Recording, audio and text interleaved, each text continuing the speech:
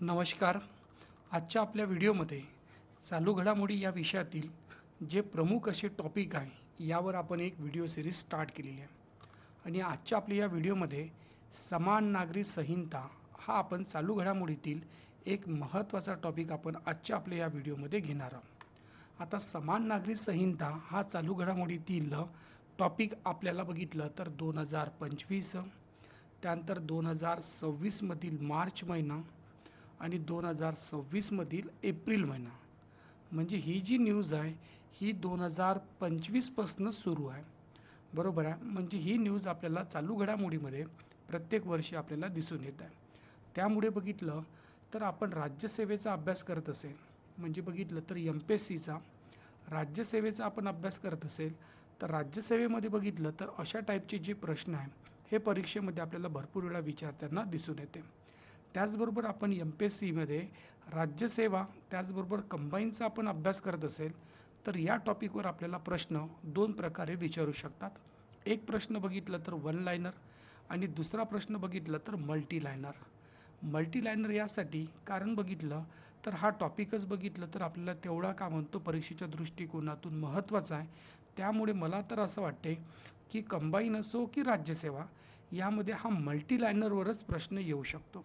मग मल्टी लायनरवरचा प्रश्न कसा येणार, तर त्यासाठी बघितलं तर चालू घडामोडी त्याचबरोबर बघितलं तर हा टॉपिक भारतीय राज्यघटना या विषयाशी निगडित आहे.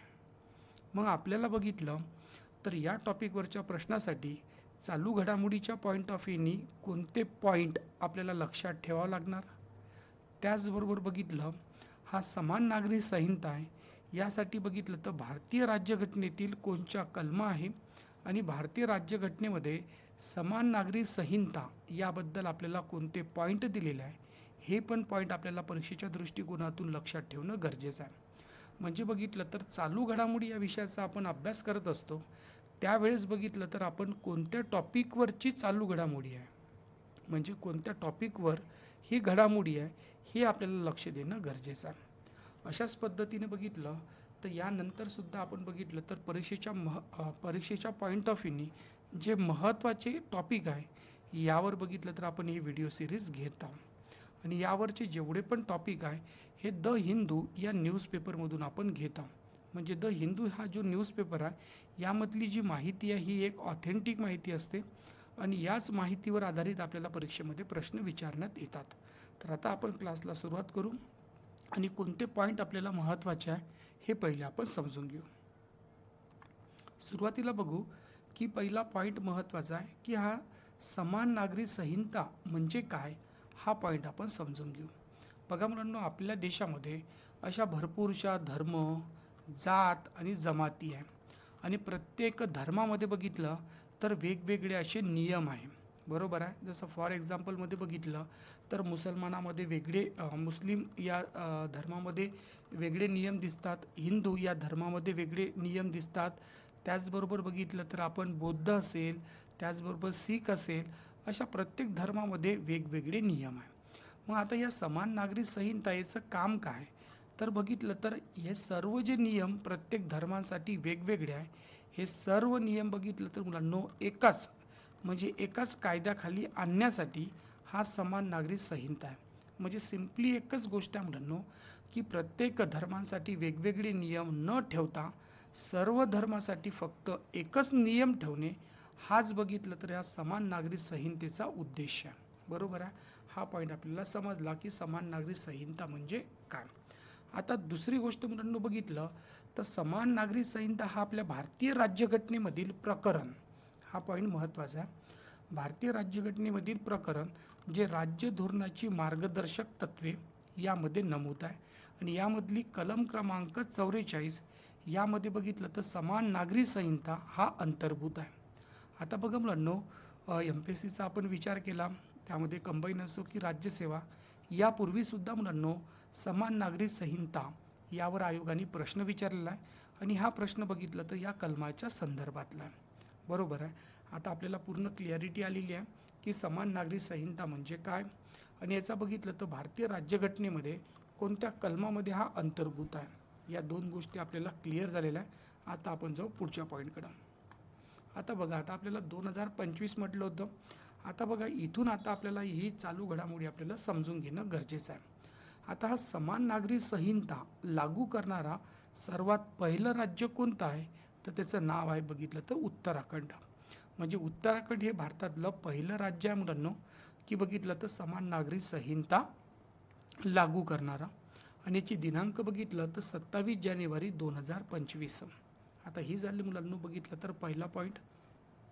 दुसरा पॉईंट, आता बघितलं तर मुलांनो उत्तराखंड राज्यानंतर, लक्ष देऊ, उत्तराखंड राज्यानंतर समान नागरी संहिता स्वीकारणारे गुजरात हे बघितलं तर दुसरे राज्य आहे.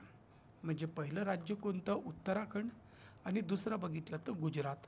आणि गुजरातने हे कधी मुलांना लागू करण्यात आलेलं आहे किंवा याला कधी मंजुरी दिलेली आहे, तर हे बघितलं तर 24 मार्च 2026. म्हणजे आता ही गोष्ट आपल्याला परीक्षेच्या दृष्टिकोनातून महत्त्वाची आहे, कारण ही घडामोडी बघितलं तर 2025पासनं 2026पर्यंत येत आहे. म्हणजे हा परीक्षेच्या दृष्टिकोनातून जो टाईमलाईन आहे हे लक्षात ठेवणं गरजेचं आहे. पुढे बघू. आता आली मुलांना बघितलं तर एप्रिल 2026 मधली गोष्ट. आता बघितलं तर मुलांनो जे पण छत्तीसगड राज्य आहे, छत्तीसगड राज्य हे आपल्या महाराष्ट्राच्या मुलांनो पूर्वेकडे आहे. आणि छत्तीसगड राज्याला महाराष्ट्राच्या किती सीमा आहे हे मला तुम्ही कमेंट बॉक्समध्ये सांगू शकता. आता आपण समजून घेऊ जे पण छत्तीसगडबद्दल. छत्तीसगडचे जे पण मुख्यमंत्री आहे मुलांनो विष्णू देवराय यांनी बघितलं तर हा समान नागरी संहिता याची रूपरेषा तयार करण्यासाठी एक उच्चस्तरीय समिती काय केलेली आहे, स्थापन केलेली आहे. आणि हे कधी बघितलं तर 15 एप्रिल 2026 रोजी. म्हणजे बघितलं तर पहिलं राज्य कोणतं, उत्तराखंड. दुसरा कोणतं तर बघितलं तर गुजरात. आता तिसरं राज्य कोणतं, आता हा प्रश्न आहे, किंवा तिसरं राज्य कोणतं राहणार. तर त्यासाठी बघितलं तर ही एक छत्तीसगड राज्याची काय बघितलं तर वाटचाल आहे. म्हणजे पहिली समिती स्थापन करेल, समितीचा जे आपण शिफारशी येणार त्या शिफारशीनुसार ही आपल्या राज्यामध्ये लागू करेल. हा एक पॉईंट इथे लक्षात ठेवा. पुढची बघू. आता ही जी समिती स्थापन होत आहे, तर समितीमध्ये सर्वात पहिले बघितलं तर या समितीचे अध्यक्ष असते. आता या समितीचे अध्यक्ष बघितलं यांचं नाव लक्षात ठेवा. हे बघितलं तर सर्वोच्च न्यायालयाचे निवृत्त न्यायाधीश आहे, यांचं नाव आहे रंजना प्रकाश देसाई. हा पहिला पॉईंट. आणि बघितलं तर मुलांनो दुसरी गोष्ट, आता बघितलं तर या समितीमध्ये फक्त अध्यक्षच असतात का, तर नाही, सदस्य असतात. मग या सदस्याची नियुक्ती करण्याचे अधिकार कोणाला असणार, तर हे बघितलं तर राज्याच्या मुख्यमंत्र्याला. म्हणजे संक्षिप्तमध्ये समजून सांगतो की अध्यक्ष कोण असणार, रंजना प्रकाश देसाई. आणि सदस्याची संख्या किंवा सदस्य नेमण्याचे अधिकार कोणाला असणार, तर मुख्यमंत्र्याला. बरोबर आहे, हे 2 पॉईंट इथे लक्षात ठेवा. पुढे बघू.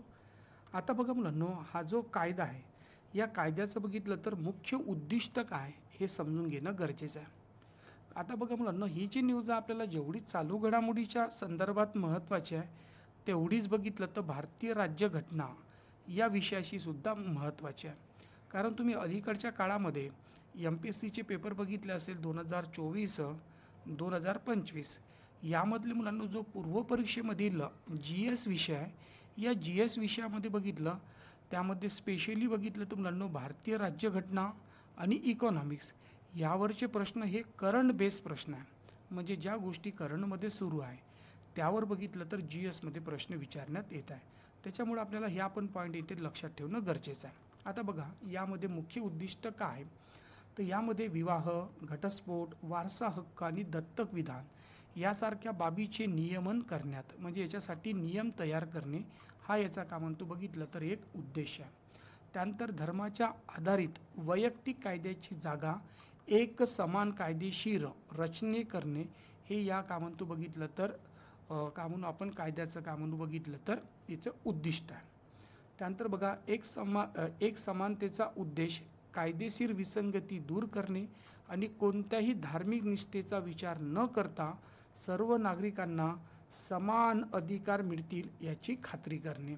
म्हणजे बघितलं तर याच्या नावातच दिलेल्या मुलांना समान नागरी संहिता. बरोबर आहे, हा दुसरा पॉईंट.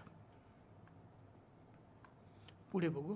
आता आपण बघा मुलांनो ज्या आपण आपल्याला भारतीय राज्यघटनेशी संबंधित कलम लक्षात घेऊ. बघा मुलांनो राज्य धोरणाच्या मार्गदर्शक तत्वात अनुच्छेद 44 मध्ये समान नागरी संहिता यांचा उल्लेख करण्यात आलेला आहे. पहिला पॉईंट.